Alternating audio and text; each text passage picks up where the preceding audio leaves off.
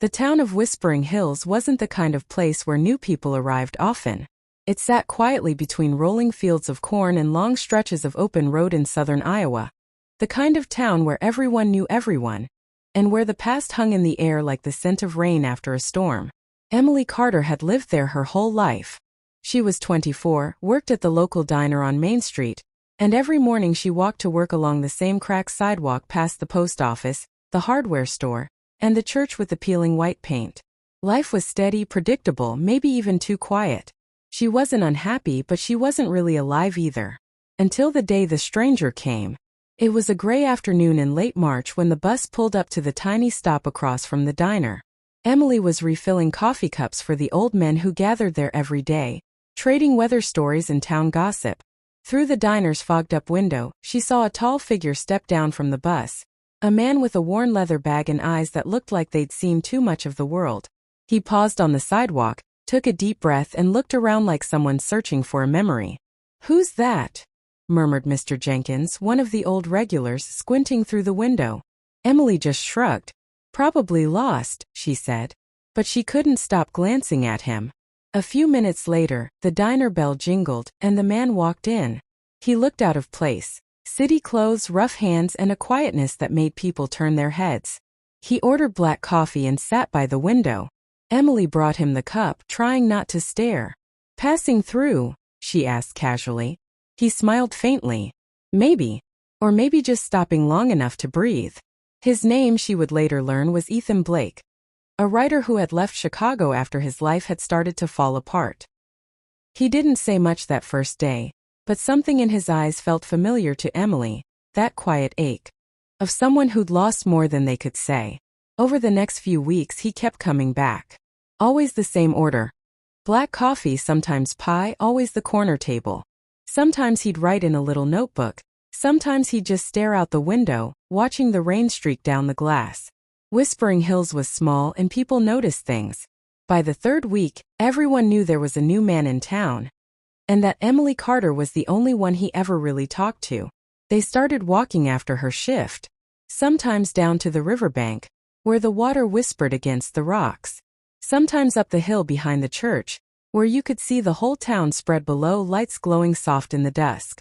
Ethan told her he used to write for magazines, that he'd once lived in a little apartment above a bookstore in Chicago. He told her about the noise, the pressure, the loneliness that had finally broken him. Emily listened quietly, feeling like she was hearing her own thoughts echoed in someone else's voice. He looked at her one night and said, "You ever feel like you're meant for more than this, but you just don't know how to leave?" She nodded. "Every day." And that was how it began, quietly, like rain falling on dry ground. Not the kind of love that bursts into flame, but the kind that sneaks up slowly, filling the spaces you didn't know were empty. But in a town like Whispering Hills, where everyone had an opinion and memories never really faded, love was never simple. And soon the past that Ethan had tried to escape, and the fears Emily had tried to bury, would start to pull them both apart. The first real storm of spring rolled into Whispering Hills on a Friday night. Rain lashed against the diner's windows, thunder cracked over the fields, and for the first time in months, Emily felt something alive in the air, something wild. Ethan had promised to walk her home after her shift, but when the storm came, he was already waiting inside with 2 mugs of hot chocolate. "You can't walk in this," he said, grinning as the lightning flashed outside. Emily laughed. "Guess you'll have to keep me company till it passes." That night, they stayed long after closing. They talked about dreams, hers of going to art school in Chicago someday, his of writing a book that didn't have to please anyone but himself. It felt like the world had shrunk down to just the two of them. The diner, the rain, and a quiet heartbeat between words. By the time the storm ended, something had changed.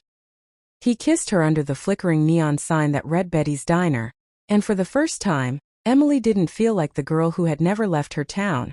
She felt like she belonged to a story bigger than herself. But love in a small town doesn't stay secret for long. By Monday, whispers began to spread. Mrs. Lang from the grocery store saw them by the river. The pastor's wife noticed Ethan's car parked outside Emily's house late at night. Soon people were talking, and Whispering Hills had never been kind to outsiders. Her boss, Betty, warned her gently, "People talk, honey. You be careful. That man's past, well, it might not be as quiet as he looks. Emily didn't want to believe it. But one evening as she was closing up the diner, a man walked in asking for Ethan Blake. He wore a city suit, sharp and expensive, and there was something cold in his eyes. Do you know where I can find him? He asked. I'm not sure, she lied. He handed her a card. Tell him Mark Holloway stopped by. He'll know what that means. After he left, Emily's hands were trembling. When she told Ethan about it later, his face went pale. He sat in silence for a long time before finally saying, Mark used to be my editor. The last story I wrote, it wasn't just a story. It was about a man who lied to protect a company that hurt people. And they wanted me to bury it. He looked at her, eyes dark and tired. I didn't. I published it anyway. It cost me my job. And almost everything else. Emily felt something twist inside her. Pride, fear, and love all tangled together. You did the right thing, she whispered. Maybe, he said. But they don't forget. And they don't forgive. For weeks after that, things changed. Ethan started keeping to himself, always looking over his shoulder. Emily tried to reach him, but he was slipping away, not out of love, but out of fear of pulling her into his storm. One evening, they sat by the river where they had once laughed under the stars. Ethan stared at the dark water. You deserve peace, Emily. Not this. She touched his hand. I don't need peace if it means losing you. He smiled sadly. You will someday. You'll find something bigger than this town, bigger than me. The next morning his car was gone. No note. No goodbye. Just an empty parking space in front of the diner. And a heart that suddenly felt too heavy for her chest. For days she moved through her life like a ghost. Work. Sleep. Repeat. Sometimes she thought she saw his face in a passing car, or heard his voice when the wind moved through the cornfields. Then one afternoon a letter arrived. No return address.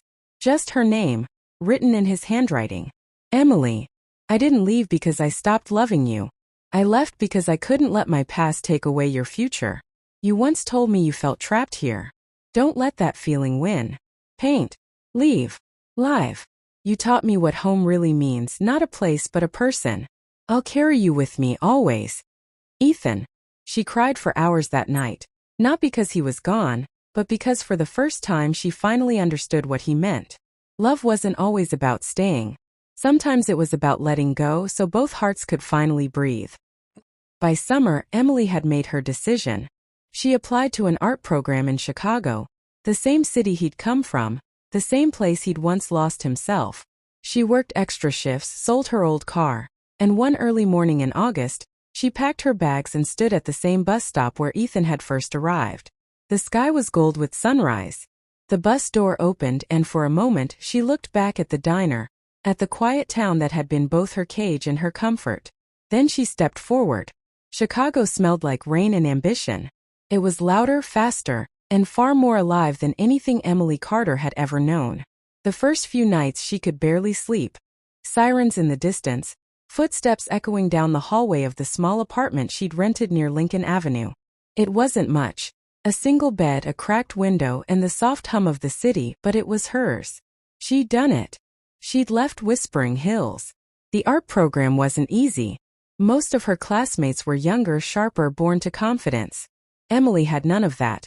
She was the small-town girl who used to pour coffee at a diner, now standing in a studio filled with color and noise. But something in her had changed. Every brushstroke felt like breath.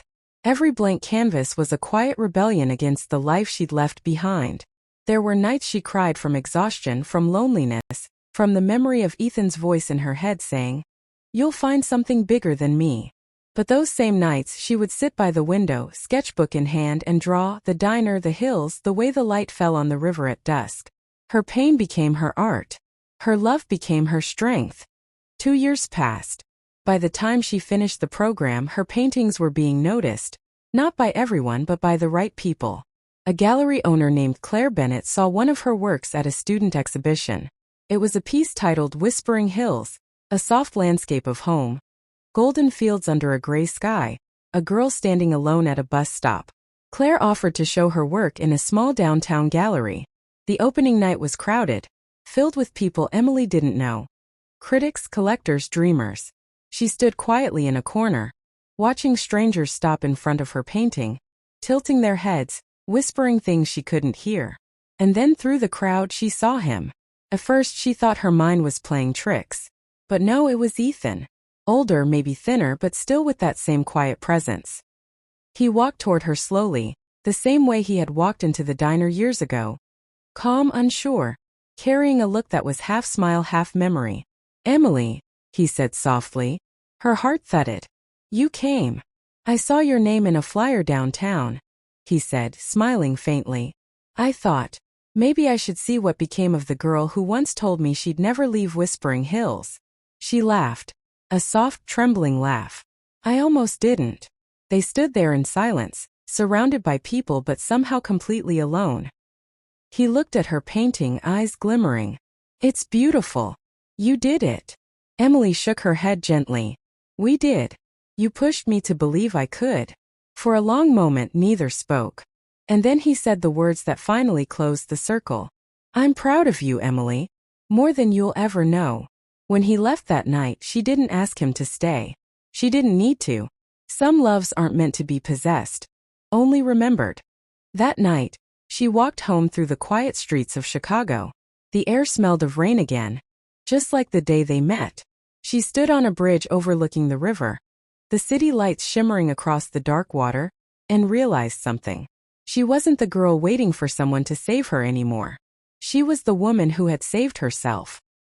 Years later, Emily's painting Whispering Hills hung in a museum in Iowa, just a few miles from her hometown. People came to see it from across the state, not knowing that it was more than a painting. It was a story of a girl who loved, who lost, and who learned that sometimes the truest kind of love is the one that sets you free. And every spring, when the first storm rolled across the fields of Iowa, the wind through the hills still whispered her name.